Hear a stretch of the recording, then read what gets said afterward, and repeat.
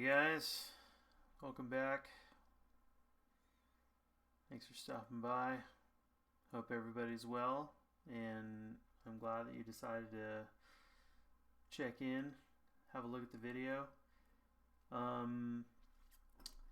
This is going to be a very long multi-part series, so I don't know if that's a good thing or a bad thing, but I try to catch as much as I could.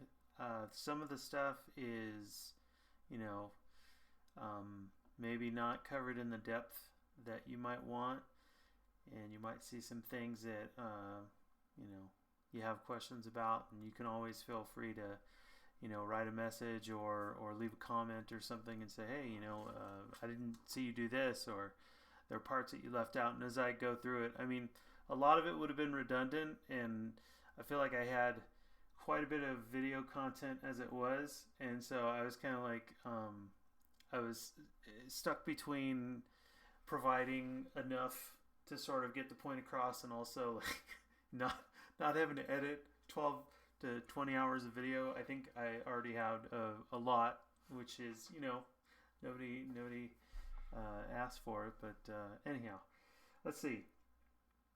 So I already showed the kind of primer I'm using. I was using a Mission Models tan primer, and there's a lot of reasons that it's a good primer, but there is one particular reason that it's a very, very bad primer. Spoiler alert, it's very light. It's a very light color. One of the things that I do with this particular build and this paint job is that I chose to do the black and white technique. So as I kind of go through that, I'll explain why that was a bad choice. I also need to provide another caveat. You might notice that some of the pieces are missing, or some of the pieces are not for this particular model. Like that hatch is snatched from a Heresy vehicle, but I just wanted to cover it up. I mean, I had big ideas when I started this thing. I wanted to do, and it doesn't have any doors. I wanted to do an open bay, but this thing, I've had this model since, I don't even know when. I've had it since, I don't know, 2009 maybe. And I've just been carting it around, from state to state. I took it from California, I took it up to Alaska, and now it made its way back down to the lower 48 again. So it's been around. And it was brand new at one point, and also at one point I thought I might want to put it together. Obviously things have changed. I mean, you can say that again, right? I mean, the world is not the world we knew just a few weeks ago, but obviously GW took their brand and their ideas about Space Marines in different directions. So I don't know if people are still fielding these. I have no idea. I don't play at all anymore. And at the time, this is the bee's knees, but this is like post third edition, maybe getting into fourth or fifth, I think. Anyhow, had it rattling around, had all the sub-assemblies sort of built up, and there was pieces missing. One of the magazines had snapped off of the assault cannon. The assault cannon didn't quite fit well into the little turret that it's mounted into. And the list goes on. So, but on the other hand, I wanted to do something big, something large. I could show, a lot of techniques, and kind of do a big overall project that I hadn't really taken on before. So this kind of fit the bill. So if you can look past those limitations, and go on a journey with me, then I think that there is something of value here, and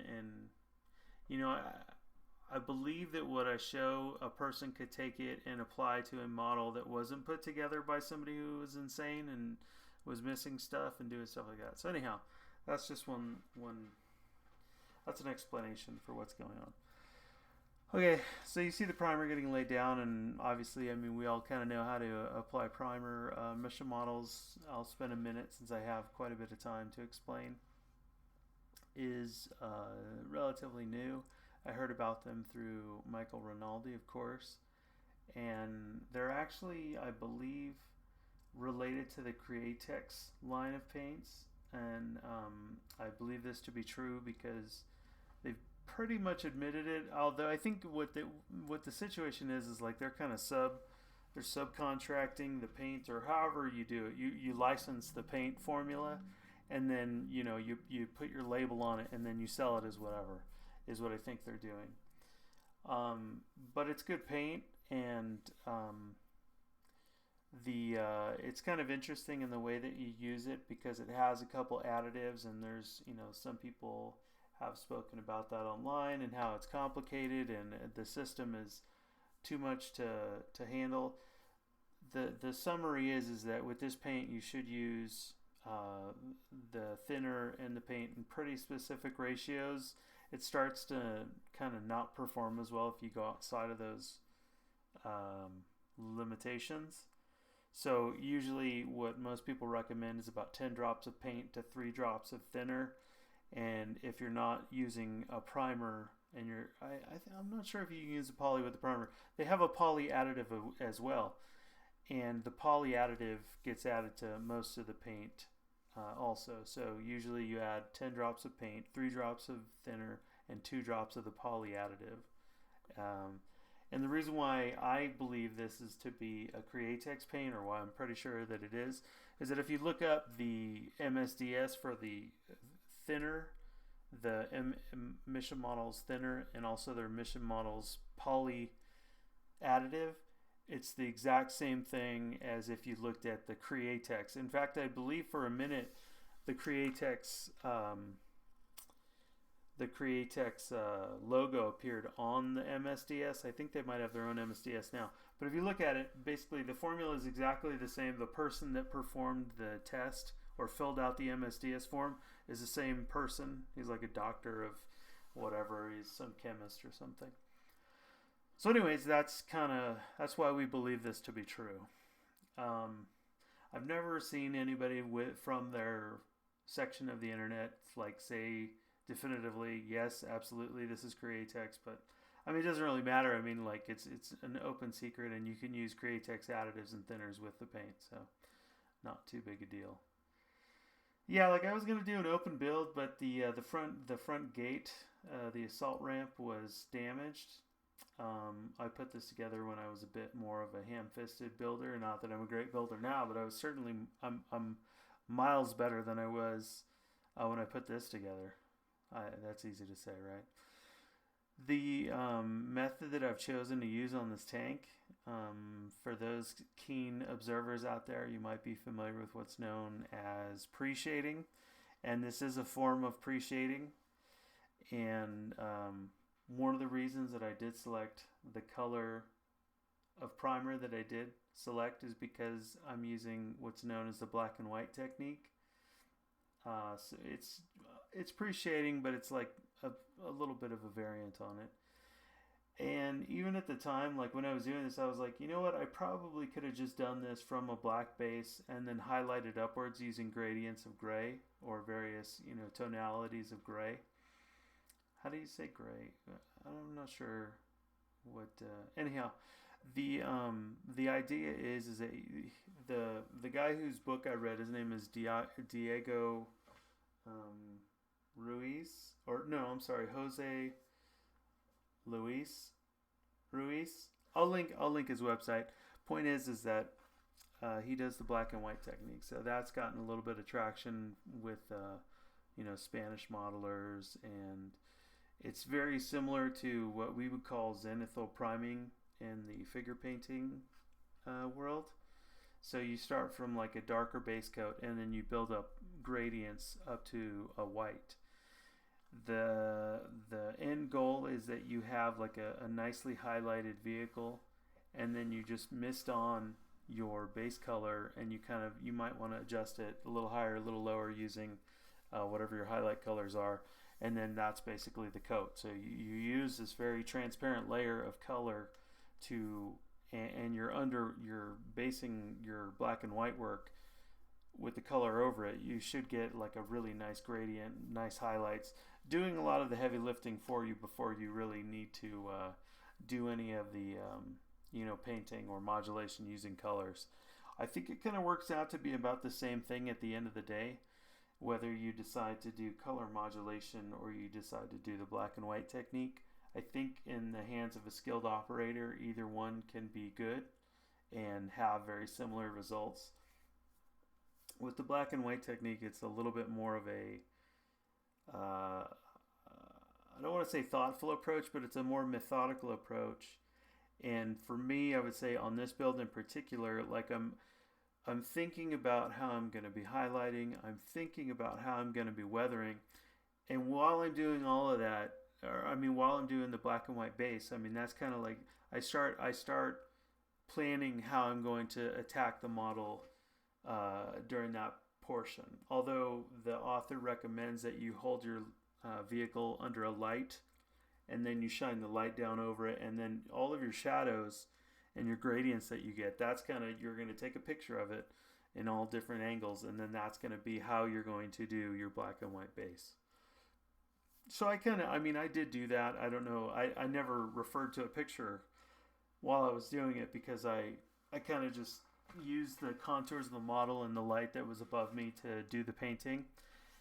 So I didn't find that to be totally necessary, but there's no reason that a person shouldn't. And I'll link this guy's website. I bought his book, but I was linking it in another forum. I bought it in 2014 or 2015, and when I bought it, it was like 26, 27, 20.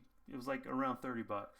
And then I went back to link it for somebody, and I guess it's out of print now, and you can only get them for a lot of money. So I wouldn't say it's $100 book, because I think I found it for like $92. But I like the technique. It's a very simple technique. I like the book itself. I think it's one of the better books that I have. It's very succinct. It's kind of like the translation is a little bit suspect. I almost wish it had been written in Spanish, and I could have tried to fumble through the Spanish, because I can sort of fumble my way with a little bit of Google through Spanish when it's written down. But regardless, it's in English, so there's a lot of sort of mysteries to puzzle over while you're reading through it. But I mean, it's like the dude is an amazing modeler, and his airbrushing in particular for his black and white base is flawless. You'll notice mine is slightly less flawless. However, the thing about this particular technique is that you can kind of correct the black and white base as you build up through the gradient. So when you start out, the first thing you do is you start from a middle color. And I think later on, if I ever get another vehicle, I might try to start from a black undercoat, which, I mean, it's not really, it wouldn't be any different than using color. But anyhow, the point is you start from a mid-level, like a gray, and then you will use the black to do your outlining, and then you actually use a dark, like a lighter gray to kind of smooth out some of the shadows, and then you highlight up to almost a pure white to do your high spot highlights, which is what I do in this one.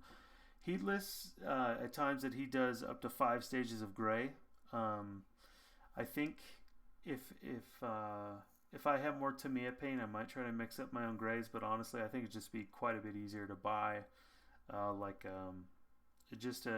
there's like a lot of grayscale sets out there these days. Iwata makes a grayscale set.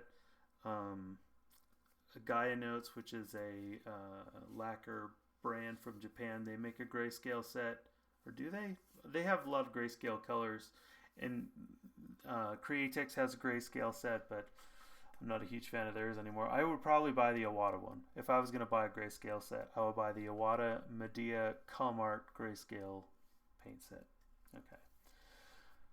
So if you're familiar with panel lining, that's pretty much what I'm doing. Wherever there's a panel line, I'm going to be filling it in with my dark color. My darkest color is going to be a 90% black, 9 drops of black, 1 drop of white. Now at the beginning, and it's important that you don't use pure black. That's his words, not mine. In the beginning,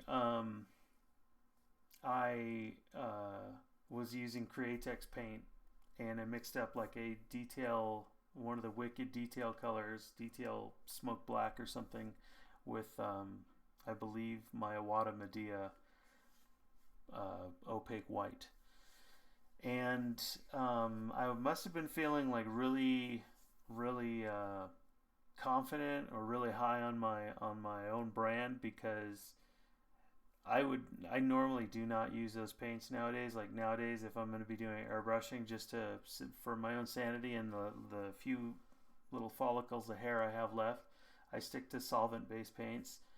I have a decent spray booth. I have 2 masks, and I feel comfortable with the safety of the people around me. So, I mean, I can't really tell anybody the choices that they need to make when it comes to airbrushing, but for me personally, I don't like to airbrush water-based acrylics anymore. I find it to be just a never-ending headache and more trouble than it's worth. And like I said, I'm not a doctor, so I can't tell anybody, the safety involved in that in airbrushing solvent-based paint. I just know that it's like you don't want to do it. One of the first experiences I had, I was actually doing water-based. I looked up some recipe online, and it's still out there probably.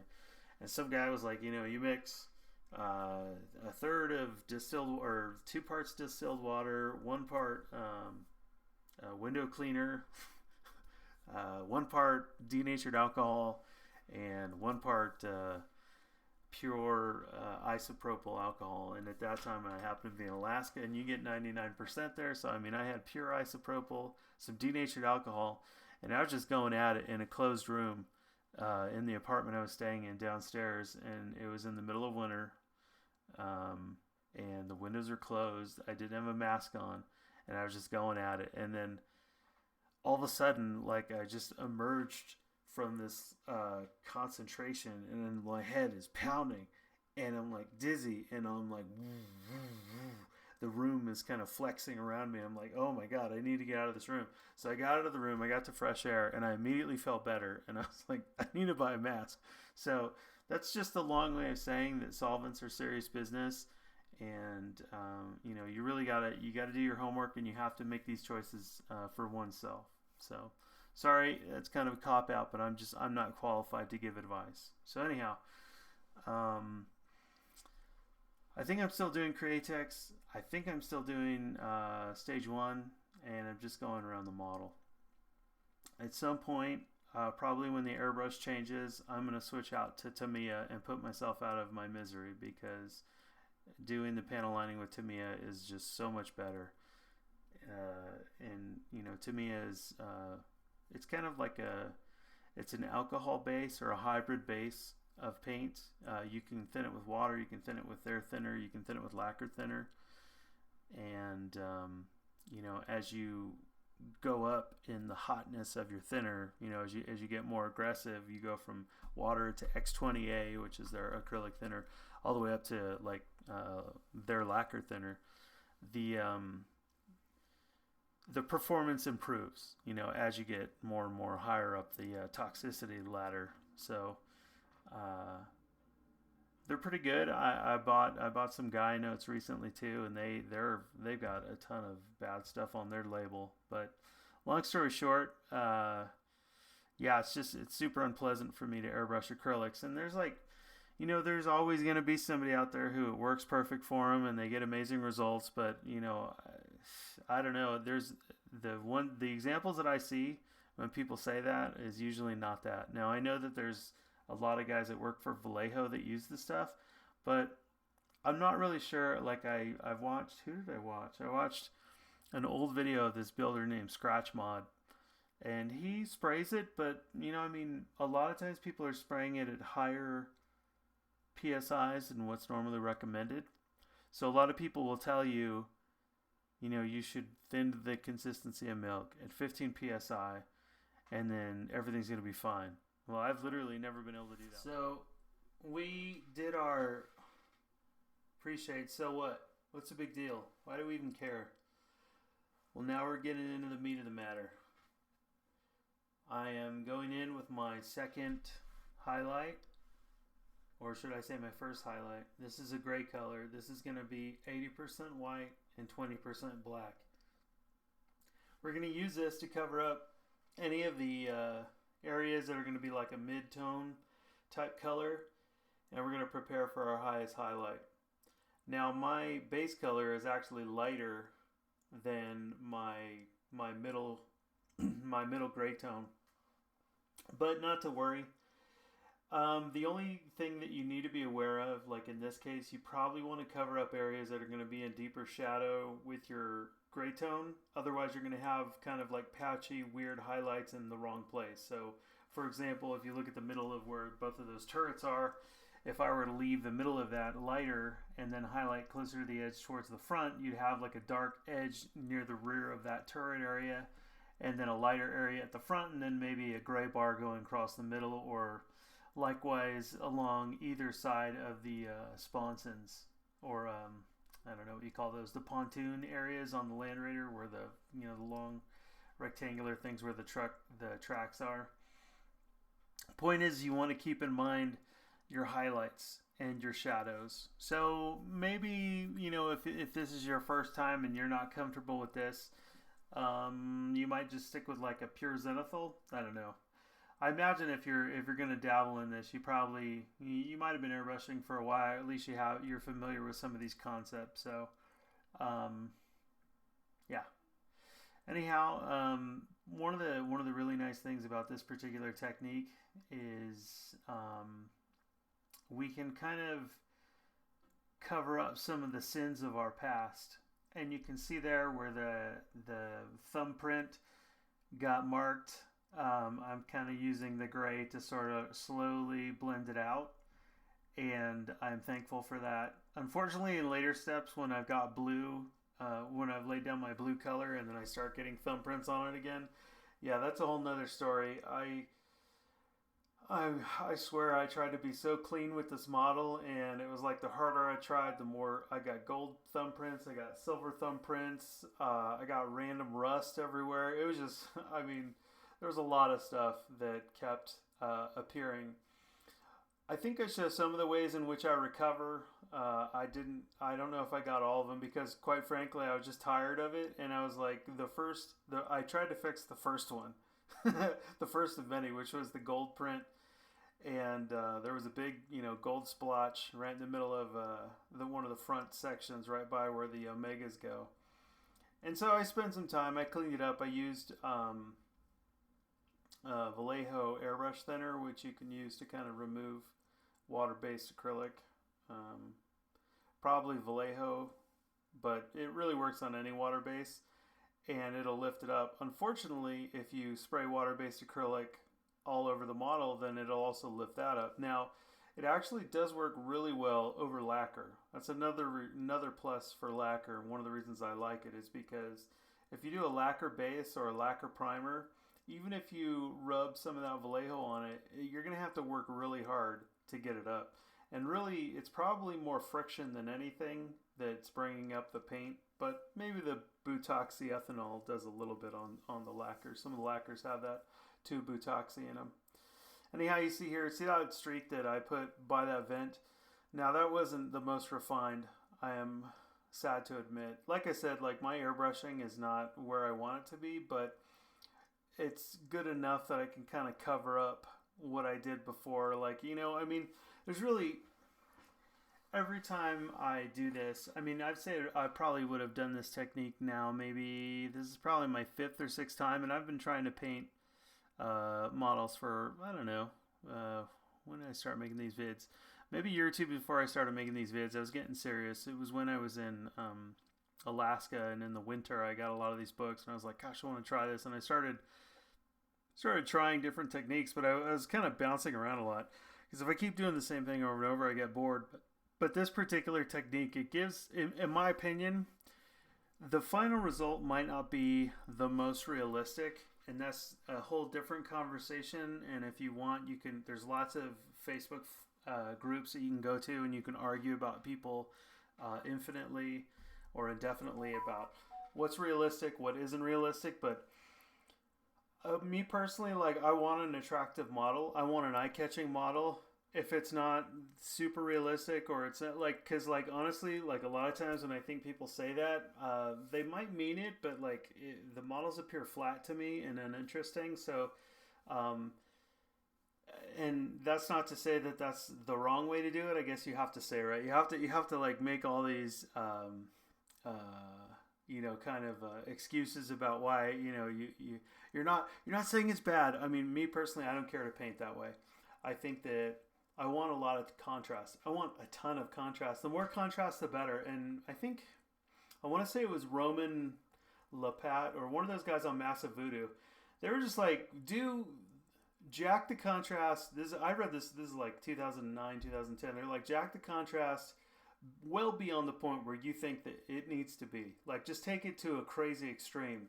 And then, after you're done, look at the miniature and say, okay, maybe next time I'll rein that in a little. But a lot of times people think that, especially earlier painters, and I'm probably referring mostly to miniature painters, people are afraid to really go for that maximum contrast.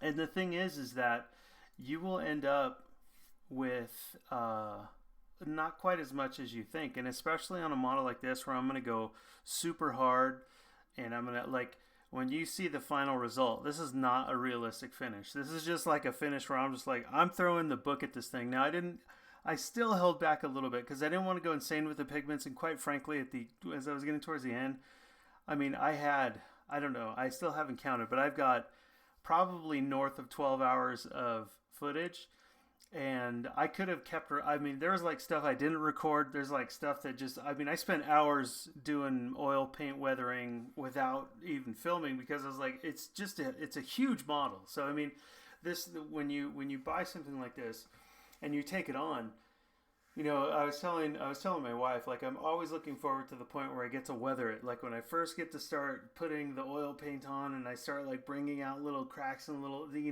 headlight here and the headlight there. And then by the end, I'm just like, all right, man, burnt umber everywhere and blend it because it's huge. So I think that's still a lesson I'm trying to learn, which is like trying to work on it as a whole, look at it globally. And one of the big advantages of doing this particular type of airbrushing is that you build in, you're like you're pre-installing a ton of weathering you can, and also lights and shadow. And that's like, you're doing, I'd say probably maybe 51% of your work here. I might be exaggerating, but you're doing so much of your work in this stage. And you're doing your pre-weathering, you're keeping the base color very, very light, almost too light, I'd say. On this one, maybe just a tad too light, but that's okay. I mean, you could always adjust that with weathering. You could always adjust that with inks after you get to your final airbrush stage. So when I get to the next part of the videos, when we're talking about base colors, saturation is important, and that's like, once again, that's kind of like, it's a taste thing. Some people prefer maybe slightly desaturated, but it's also like a technique thing and just like a coherency thing. And what I mean to say is that if you don't make your paint coat light enough, and you're going to be limited as far as like what colors you can pick, because some colors work well, weathering colors I'm speaking about. Some pigments and colors work well over darker base coats, some work well over lighter base coats, some kind of like go both ways. And I'm trying to get the maximum. I want like a huge amount of variety. I want a huge tonal variation. So the more pigments, the more paint, the more stuff I put onto the model, I want, all those gradients, all that nuance to be visible. The darker the model is, the less of that you'll see. Now there's ways that you can pick particular colors, like a really like a bright red or maybe a yellow ochre. Those are nice earthy colors, and they can, you can kind of work out like maybe a monochromatic type finish, or throw in a few of those colors onto your final result, and that'll give you a nice looking finish. So, but that kind of comes with experience. I probably should be talking about it. So now I'm moving into, this is my pure white. Now, I haven't talked about dilution at all. With this particular technique, you usually, for all of the colors, you're going to want to maybe start at like I think that what the guy recommends is he uses Tamiya, and he recommends 70% thinner, 30% paint. So if you were to do 100, that'd be what, come on, I just said it, 70-30, or 7-3, or whatever. I think it breaks down to about like 2.1 drops of thinner per drop of paint. So if you don't want to necessarily make a massive batch, then that's something you can do. So it's going to be relatively thin. For the white, I'm not sure. I don't know if I was using. I'm not sure if I was using. I think I was using Tamiya here. I had to have been. I could have been using Golden. I don't know. No, I think I'm using Tamiya, and because it's really behaving itself, so I must have been using that. And truthfully, this would be challenging. I think I have tried to do it with water-based paint, and you can kind of get a decent result. And I think at the end of the day, you probably can get very similar results with most products. The only thing is that it's just going to be a lot harder. And if if you have time and you're willing to do that, then that's fine. And like I said, I can't tell anybody what to use. And if like you're a person who doesn't want to spend a ton of money on paint, just use what you have. Well, I mean, try it. I tried it. I did that a lot. Eventually, I got a terrible sickness, and that was buying tons and tons of paint.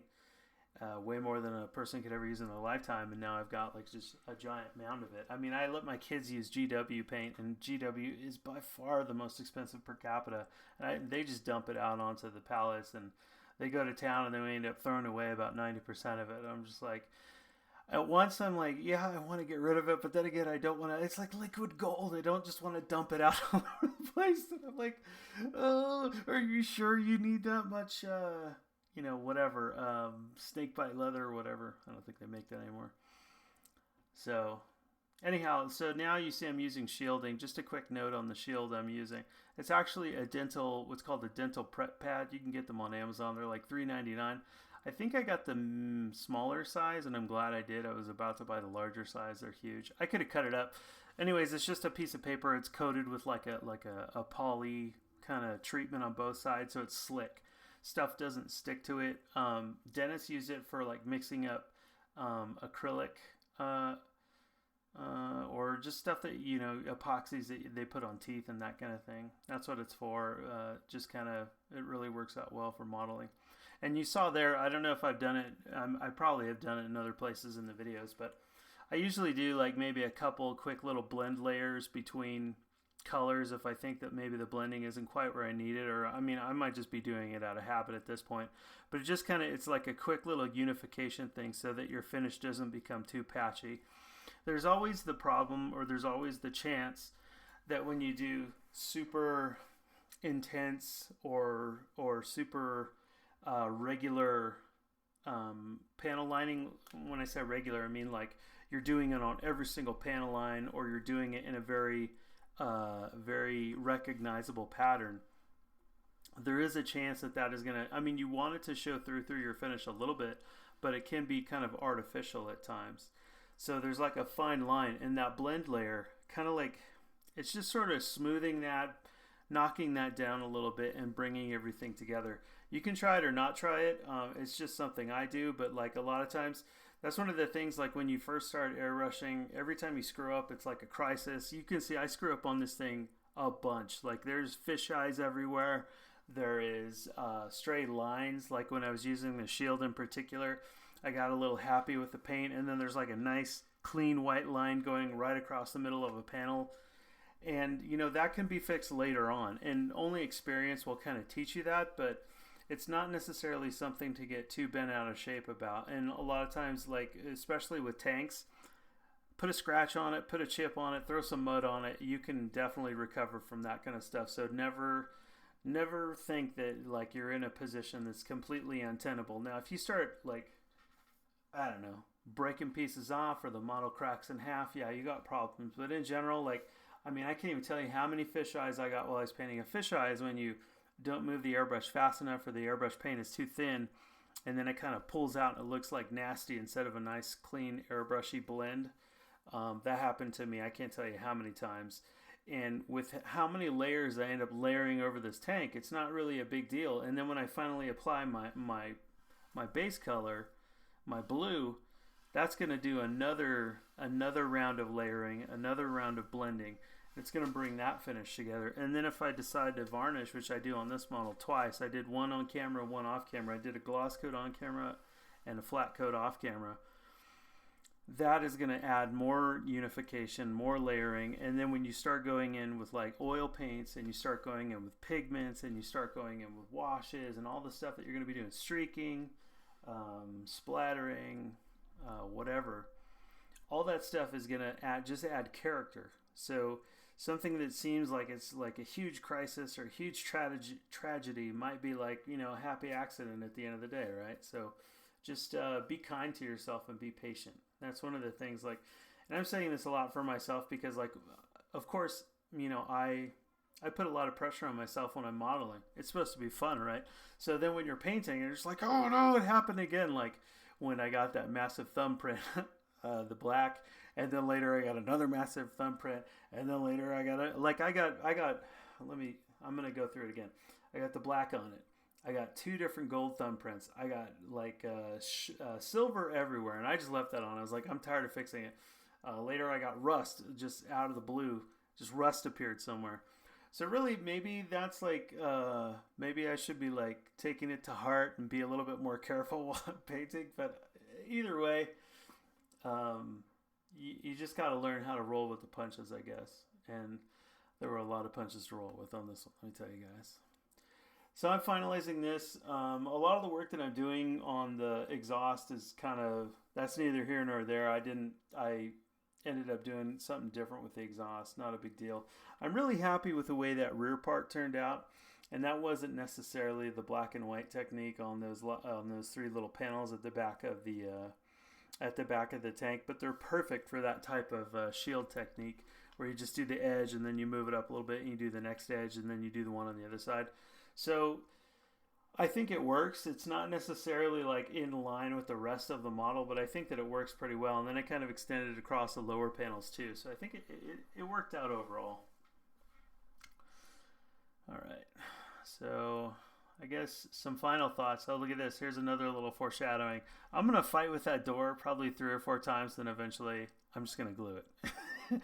And, I really would have liked to have done an open bay, and who knows, like one of these days maybe I'll buy another vehicle from G-Dubs and I'll try the open bay. But either way, you know, I think it was, and honestly at the end of the day I'm glad I didn't, because I spent so long painting this miniature. It didn't seem like a lot of time, but it's like pretty much consuming every free moment. And I'm not complaining. I mean, I'm glad that I finished. I'm happy. I like the way it came out, you know, despite all the limitations and failings of the model. But like just being free of it and being able to paint something else is such a relief. So I'm happy regardless. And here you see me, I'm finishing up on this, and that's probably going to do it, I think, for this segment of the video. I'm glad that you guys decided to stop in. I hope you're still watching. I hope that you press that like button, and I hope that you guys continue to follow the series. I'm going to try to edit them as fast as I can, and I will see you guys in the next one.